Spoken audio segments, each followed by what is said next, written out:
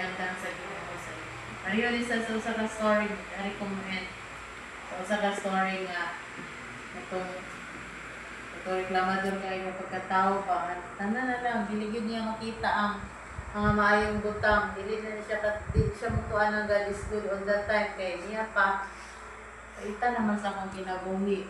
Puro na problema dyan ang iyang nakitaan. Kay kapoy na siguro ang Ginoo sa iya. Patay na lang siya sa Ginoo. Sorry ra niha, nag-asa ra po din ako sa David. Maging watchful ka in it, which is prayer. So you have to watch out.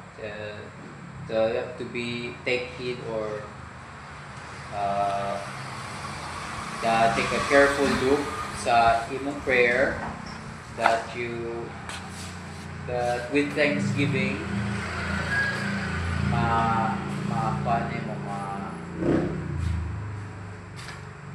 Saman. sa Ginoo sa imong gratefulness. Okay, amen. Amen.